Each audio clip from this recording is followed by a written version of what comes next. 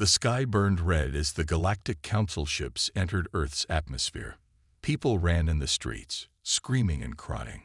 News reports flashed urgent warnings across all screens. This was not a drill. This was the end. Captain John Miller stood on the bridge of the Starship Hope, his face grim as he watched Earth through the viewscreen. He was 45 years old, with gray hair at his temples and deep lines around his blue eyes. Those eyes had seen war before, but nothing like this. "Final evacuation numbers?" he asked quietly. Lieutenant Susan Ward checked her console. She was younger than John, with short brown hair and steady hands that never seemed to shake even now. "Just over 12,000 civilians loaded, sir.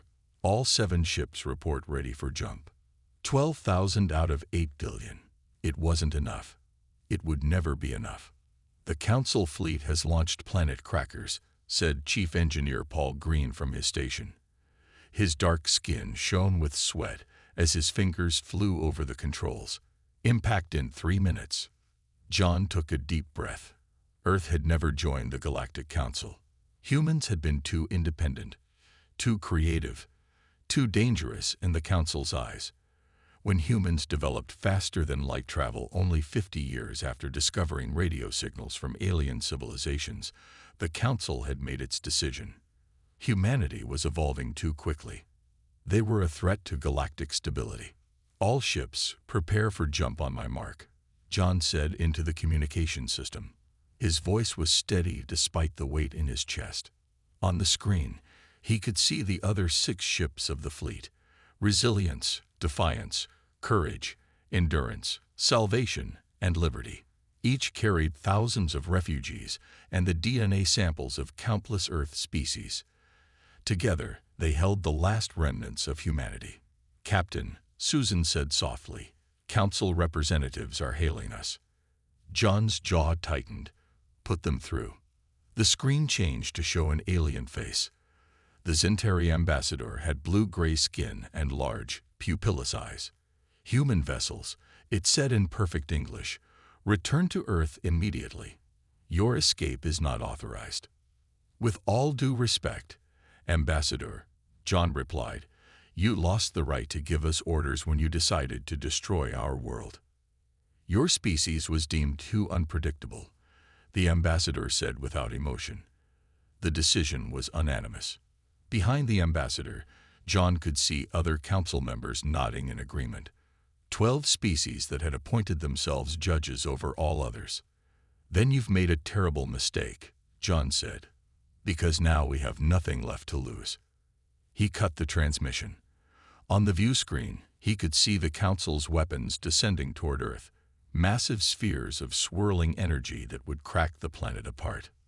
"Sir," Paul said, "jump coordinates are locked in." John looked at the faces of his bridge crew. They were all watching him. Susan, Paul, Navigation Officer Lisa Kelly, Security Chief Ben Wright, and Communications Specialist Frank Martinez. Each of them had left family behind.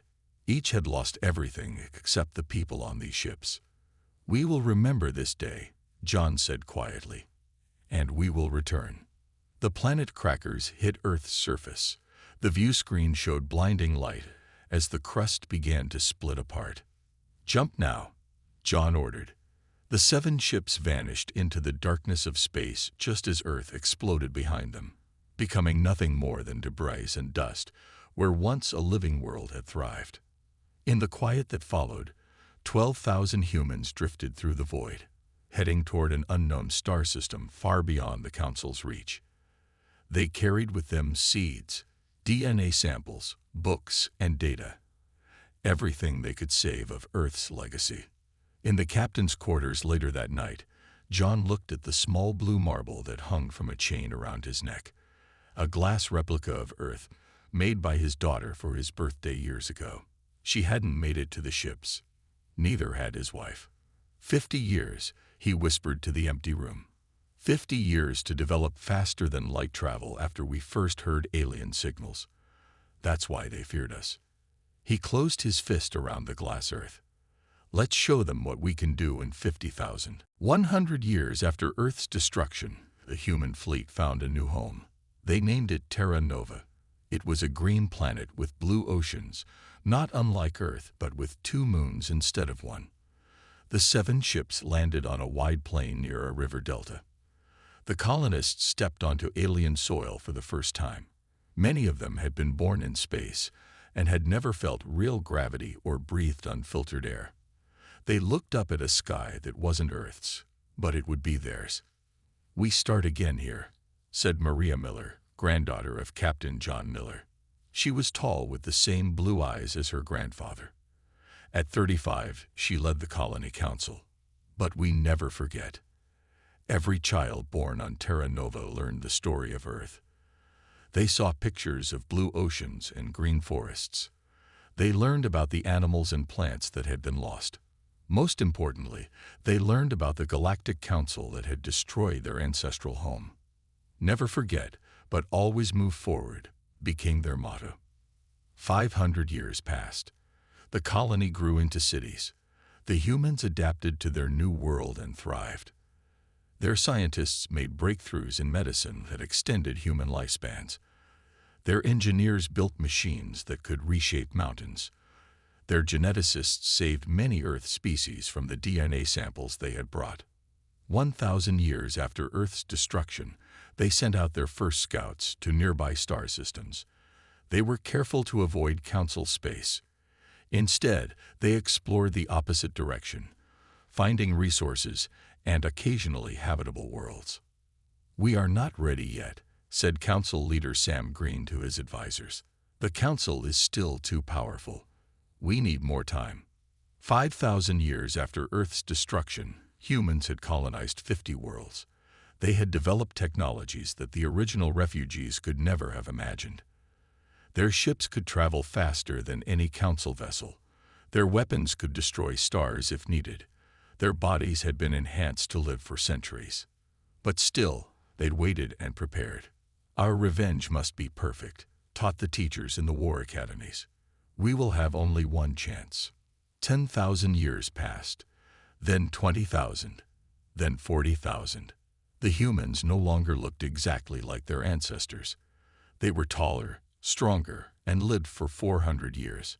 Some had adapted to different planetary conditions with slight changes to their biology. But they all remembered Earth. The memory was sacred.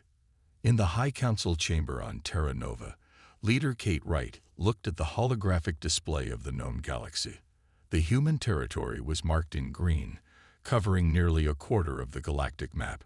The Council territory was marked in red, covering another quarter. "Admiral Harris," she said to the military commander standing beside her, "is it time?" Admiral Jane Harris nodded. She was 200 years old but looked 40. Her eyes were sharp and determined.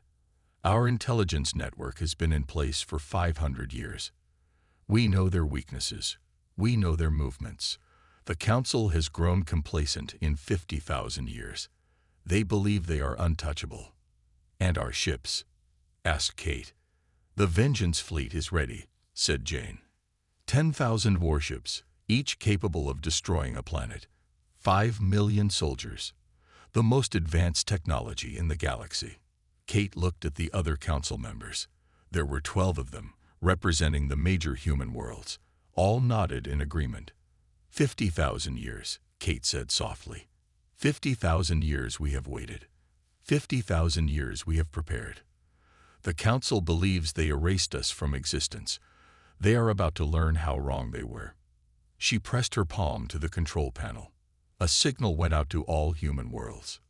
"Operation Reckoning has begun," announced the automated message on every planet, moon, and space station where humans lived. "After 50,000 years, we return to claim justice for Earth." The Vengeance fleet assembled at the edge of human space. The massive ships gleamed in the light of a dying star. On the bridge of the flagship Judgment, Admiral Harris gave the order. "Set course for Galactic Council space. The day of reckoning has come." The Galactic Council had not changed much in 50,000 years. The same 12 species still ruled. The same laws still governed. The same arrogance still prevailed. They had destroyed 18 more emerging civilizations since Earth, always with the same reason: too dangerous to exist. On the Council's capital world, Centralis, High Minister Zorak of the Thraxi species sat in his grand office. Like all Thraxi, he had gray skin, 6 eyes, and 4 arms. He reviewed reports from across Council space with boredom. "Another day of perfect order," he said to his assistant. "The Council brings peace to all." The assistant nodded, placing another data tablet on the desk. "There is one strange report, High Minister. Our long-range sensors detected unusual energy readings at the edge of Council space." Zorak waved 2 of his hands dismissively.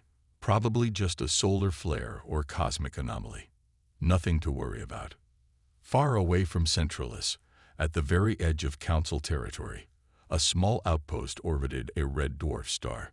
It was manned by just 20 Council soldiers, mostly from the lower-ranked species. Their job was to watch for smugglers and unauthorized ships. It was boring work. Officer Grell was on duty when the sensors beeped. He looked up from his game and checked the screen. "That's strange," he muttered. The sensors showed a ship approaching, but it was like no ship he had ever seen. It was sleek and dark, barely visible against the backdrop of space. Grell followed protocol. "Unidentified vessel. This is Council Outpost 47. Identify yourself and state your purpose." There was no response. Grell tried again. "Unidentified vessel, respond, or we will be forced to take defensive action." The strange ship came closer. It was smaller than Grell expected, perhaps big enough for only a few crew members. Suddenly, the outpost's communication system activated without Grell touching it. A face appeared on the screen. It was a human face. Grell had only seen humans in historical records. This one was a woman with short blonde hair and eyes that seemed to glow slightly. "This is Commander Lisa Baker of the human reconnaissance vessel Silent Night," she said calmly. "Your outpost has been scanned and your capabilities assessed. You pose no threat." Grell stood up in shock. "Humans? Impossible. Your species was eliminated 50,000 years ago." Lisa smiled slightly. "Reports of our extinction were greatly exaggerated." Grell reached for the alarm button, but his hand froze midway. He couldn't move. "Neural suppression field," Lisa explained. "Don't worry, it's temporary. By the time it wears off, we'll be gone, and you can report what you saw. In fact, we want you to." Another human appeared beside her, a tall man with dark skin and serious eyes. "I am General Alex Reeves. Remember this warning. The children of Earth have returned. We have not forgotten what the Council did to our homeworld. Justice is coming." Throughout Council space, similar scenes played out. Small human ships appeared at outposts, colonies, and space stations, always with the same message: "We have returned. Justice is coming." On Centralis, High Minister Zorek's office was suddenly flooded with urgent reports. "Humans?" he shouted, all 6 eyes wide with disbelief. "That's impossible.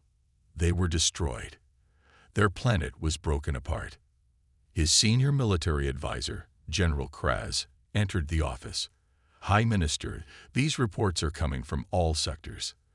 The humans have somehow survived. And based on their technology, they have advanced far beyond our level." "Impossible," Zorak whispered again. "The Council is supreme. No species can advance beyond us." "Sir," said Kraz carefully, "our analysts believe these are just scout ships. If they have a main fleet—" Zorak slammed his fists on the desk. "Call an emergency session of the Council. All 12 High Ministers must meet immediately." As the Council leaders rushed to their emergency meeting, humans watched through hidden surveillance devices they had planted centuries ago. On the flagship Judgment, Admiral Harris observed the panic spreading through Council space. "Phase 1 complete," she reported to Leader Wright via secure channel. "The Council knows we exist now. They know we're coming. Let them feel the fear that Earth felt 50,000 years ago." She turned to her crew. "Prepare the fleet. Phase 2 begins tomorrow." The 12 High Ministers of the Galactic Council gathered in their grand meeting chamber on Centralis. Each sat at a massive stone desk arranged in a circle. They represented the 12 most powerful species in the galaxy, ruling over thousands of lesser worlds.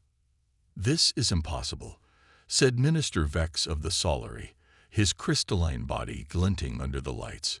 "Humans cannot still exist. We destroyed their world." "Yet they do exist," replied Minister Tala of the Nexus, her 4 tentacles waving nervously. "Our outposts have confirmed it. Somehow, they survived." High Minister Zorak stood at his desk. "For 50,000 years they have hidden from us. Now they return with threats of justice and revenge. We must crush them immediately before they can act." The council chamber erupted in shouts and arguments. Some ministers wanted to send peace delegations. Others wanted to flee to safety. Most agreed with Zorak.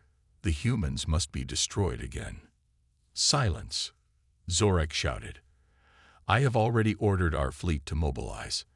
5,000 warships are preparing to hunt down these human survivors." What the council didn't know was that a human spy was listening to everything. Agent Ethan Ross had infiltrated Centralis 20 years ago. His body had been altered to appear as one of the servant species that the council ignored. He stood in the corner of the room, pretending to clean while his enhanced hearing recorded every word.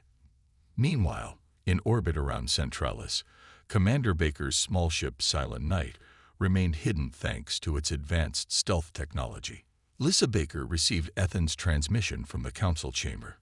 "They're mobilizing their fleet," she reported to Admiral Harris. 5,000 ships.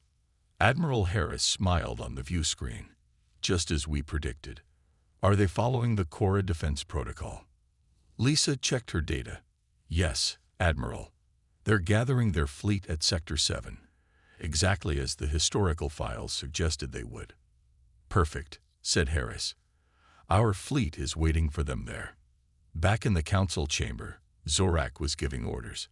"Our fleet will assemble at Sector 7 and then push outward in all directions. We will find wherever these humans have been hiding and finish what we started 50,000 years ago." The ministers cheered in agreement. Only Minister Elas of the Ventari seemed troubled. "But what if they have advanced beyond us? 50,000 years is a long time for development." Zorak laughed. "No species can advance beyond the council. We have ruled the galaxy for over 1 million years. These humans are nothing but pests who somehow survived our extermination." In space, the council fleet gathered. 5,000 warships, each carrying destructive power that could level a city. They were the pride of the council, unchallenged for thousands of years. Admiral Telk of the Baraxian species stood on the bridge of the flagship Dominance. He felt confident. His species had led many successful exterminations of troublesome civilizations. "All ships report ready, Admiral," said his second-in-command. "Excellent," Telk replied. "Set course for the edge of Sector 7. Our scouts report human activity there." The massive fleet moved through space, their engines glowing blue against the darkness. They were an impressive sight, a display of overwhelming power. What they didn't realize was that they were heading into a trap. At the edge of Sector 7, 10,000 human warships waited in perfect formation. They were nearly invisible, their advanced cloaking technology hiding them from the Council's sensors. On the bridge of the Judgment, Admiral Harris watched as the Council fleet approached. "They haven't changed their tactics in 50,000 years," she said to her officers. "They still rely on overwhelming force rather than strategy." She opened a channel to the entire human fleet. "All ships, prepare for engagement. Remember your training. Remember Earth. Today we begin to balance the scales of justice." The Council fleet entered Sector 7, completely unaware of what awaited them. Admiral Telk was reviewing battle plans when his sensor officer shouted in alarm. "Admiral, multiple ships appearing all around us. They're everywhere." Telk rushed to the view screen. His confidence vanished as he saw the human fleet decloak, surrounding his forces completely. "Impossible," he whispered. Admiral Telk stared at the view screens in shock. Human ships surrounded his fleet on all sides. They were unlike any vessels he had ever seen. Sleek, dark, and somehow menacing even in their silence. "Open fire," he shouted. "All ships, open fire immediately." The Council fleet responded, launching thousands of energy weapons at once. Bright beams cut through space toward the human ships. But something strange happened. The beams passed through the human vessels as if they weren't there. "Holograms," Telk whispered. Then his blood ran cold as he realized the truth. The human ships had somehow moved the instant the Council weapons fired. They had predicted exactly when and where the Council would shoot. On the bridge of the Judgment, Admiral Harris watched calmly. "Phase 3, she ordered. Across the human fleet, weapons systems activated. They were not energy beams like the Council used. They were something new, focused gravity weapons developed over thousands of years of research. When they fired, there was no beam of light, no explosion. Instead, parts of the Council ships simply collapsed inward, as if crushed by an invisible hand. Hull plates buckled. Engines imploded. "What is happening?" screamed Telk as his flagship shuddered. "What weapons are they using?" His science officer looked up from her console, fear in her eyes. "They're manipulating gravity itself, Admiral. Our shields can't stop that." In less than 5 minutes, 1,000 Council ships had been disabled without being destroyed. Their crews were trapped inside crushed vessels, unable to fight but still alive. Admiral Harris opened a communication channel to the remaining Council fleet. Her face appeared on every view screen across 4,000 Council ships. "This is Admiral Jane Harris of the Human Federation. You are witnessing a small demonstration of our technological advancement. We could have destroyed your entire fleet in seconds, but that is not our purpose today." Telk found his voice. "What do you want, human?" "Justice," Harris replied simply. 50,000 years ago, your Council destroyed Earth and tried to exterminate our species without provocation. Today, we could do the same to you, but we choose a different path." The human ships moved with impossible speed, forming a new pattern around the Council fleet. "Return to Centralis," Harris continued. "Tell your ministers that we will arrive in 7 days for a formal surrender ceremony. The Galactic Council's rule has ended." Telk's face darkened with rage. "The Council does not surrender. We have ruled for 1,000,000 years." Harris smiled slightly. "Your rule ended the moment you chose genocide over diplomacy. As a show of good faith, we will release your disabled ships once you begin your retreat. Choose wisely, Admiral." The communication ended. Telk looked at his remaining ships. 4,000 against 10,000, and the humans clearly had far superior technology. "Admiral," his second-in-command said quietly, "we should retreat. We cannot win this battle." Meanwhile, at the edge of the battle zone, 3 Council scout ships had avoided the confrontation. They turned and raced toward the nearest jump point, hoping to warn other Council forces. They never made it. Human ships appeared from nowhere, blocking their path. Commander Baker's face appeared on their screens. "Going somewhere?"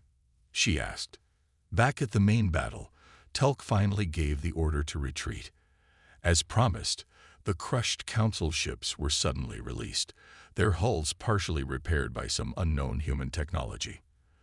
The Council fleet turned and began the long journey back to Centralis, surrounded by human escort ships that watched their every move. On Centralis, High Minister Zorek received the news with disbelief. Defeated, without destroying a single human ship, he raged. Impossible. Agent Ethan Ross stood quietly in the corner, recording everything. Through his neural implant, he sent a simple message to the human fleet. Phase 3 complete. Council in disarray. Centralis awaits. Admiral Harris received the message on the Judgment. She turned to her officers. "Set course for Centralis," she ordered. It's time the Council faced judgment for what they did to Earth. Panic spread across Centralis as news of the Council fleet's defeat reached the planet. Citizens of all species rushed to spaceports, trying to flee before the humans arrived. The Council's security forces struggled to maintain order. In the Grand Council chamber, The 12 High Ministers argued bitterly. "We should gather all remaining ships for a final stand," shouted Minister Zorak. "That would be suicide," replied Minister Elas. "You saw what they did to our fleet." Minister Talus' tentacles trembled as she spoke. "Perhaps we should try to negotiate. Offer reparations." "Reparations for what?" snapped Minister Vex. "For destroying a dangerous species 50,000 years ago. We did nothing wrong." Outside the chamber, Agent Ethan Ross listened carefully. After 20 years undercover, his mission was nearly complete. He touched the small device hidden in his palm. It would allow human ships to bypass all of Centralis's defense systems. 7 days after the battle, just as Admiral Harris had promised, the human fleet arrived at Centralis. 10,000 warships surrounded the planet. The flagship Judgment took position directly above the Council Tower. Citizens looked up in fear as the massive human ships darkened the sky. Nothing like this had happened in the million-year history of the Council. High Minister Zorak and the other 11 ministers stood on the tower's landing platform, watching as a single shuttle departed from the Judgment and descended toward them. "Remember," Zorak hissed to the others, "admit nothing. Show no fear." The shuttle landed silently. Its door opened, and Admiral Harris stepped out. She wore a simple black uniform with a small blue emblem, a replica of Earth, on her chest. Behind her came 4 human officers and Commander Baker, High Ministers of the Galactic Council. Harris said, her voice strong and clear, "I am Admiral Jane Harris of the Human Federation. We have returned to seek justice for the destruction of our homeworld, Earth." Zorak stepped forward. "The Council acknowledges the survival of humanity. We are willing to discuss terms of peace." Harris' expression didn't change. "Peace. There can be no peace until there is justice. For 50,000 years, humanity has lived with the memory of our world's destruction. For 50,000 years, we have prepared for this day." She gestured, and Commander Baker handed her a small device. Harris activated it, and a hologram appeared above them, a perfect image of Earth as it once was, blue oceans and green continents swirling with white clouds. "This was our home," Harris said. 8 billion lives ended in one day by your order."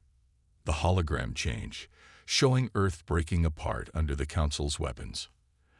"And since then," Harris continued, "you have destroyed 18 other emerging civilizations, always with the same excuse: they were too dangerous to exist." Minister Tala spoke up. "We maintain order in the galaxy. Sometimes difficult decisions must be made for the greater good." "Who gave you that right?" asked Harris. "Who made you judges over all other life?" None of the ministers answered. Harris nodded to Commander Baker, who activated a different device. Across Centralis, on every communication channel, in every home and public space, a message began to play. It showed the complete history of the Council's actions, the worlds they had destroyed, the species they had eliminated, all in the name of maintaining their power. "The people of this galaxy now know the truth," said Harris. "Your time is over." "What do you want?" asked Zorak. His 6 eyes narrowed. "Revenge. Will you destroy Centralis as we destroyed Earth?" Harris shook her head. "No, that would make us no better than you. Instead, we offer terms." She handed Zorak a data tablet. He read it, and his gray skin paled. This is impossible," he sputtered. "You demand that the Council step down, that we surrender all authority." "Yes," Harris said simply. "The Galactic Council will be dissolved. A new government will be formed, with representation from all species, including those you've oppressed for millennia." Minister Elis stepped forward. "And if we refuse?" Harris looked at him calmly. "Then we leave. And we take with us all the advanced technology we've integrated into your worlds over the last 500 years through our covered agents." The ministers looked confused. Then, one by one, systems began to fail across Centralis. Power grids shut down. Water purification stopped. Communication networks went silent. "That's just a sample," said Harris. "You have one day to decide." The 12 high ministers of the Galactic Council spent the night in heated debate. Some wanted to fight to the end. Others saw no choice but to accept the human terms. "We cannot win against their technology," said Minister Elas. "If we refuse, our worlds will fall into chaos." "Better chaos than surrender," growled Zorak. "The Council has never bowed to anyone." As dawn broke over Centralis, citizens gathered in the streets, watching the human ships that still filled the sky. News of the ultimatum had spread. Many people, especially those from lesser species who had suffered under Council rule, waited with hope for change. Inside the Council Tower, Agent Ethan Ross met with another undercover human agent, Olivia Clark. She had been on Centralis for 15 years, working as a medical technician. "Is it really happening?" she asked. "After all this time?" Ethan nodded. 50,000 years of planning, all for this day. In her quarters aboard the Judgment, Admiral Harris prepared for the Council's answer. She looked at the small glass globe on her desk, a model of Earth, similar to the one Captain John Miller had carried all those years ago. The tradition had been passed down through generations of leaders. "Today we fulfill our promise," she said quietly to the globe. At noon, the Council sent their answer. The human leaders gathered in the grand chamber where the high ministers waited. The room was silent as Admiral Harris entered, followed by Commander Baker and Leader Kate Wright, who had arrived from Terra Nova to witness this historic moment. High Minister Zorak stood at the center of the room, his posture stiff with pride and anger. "We have considered your terms," he said. "The Council rejects them. We will not surrender our authority." The humans didn't seem surprised. Leader Wright stepped forward. "We expected this from you, Zorak. But what about the others?" Minister Elas moved to stand beside Wright. "I do not speak for Zorak. I speak for the Venturi people. We accept the human terms." One by one, 6 other ministers joined Elas.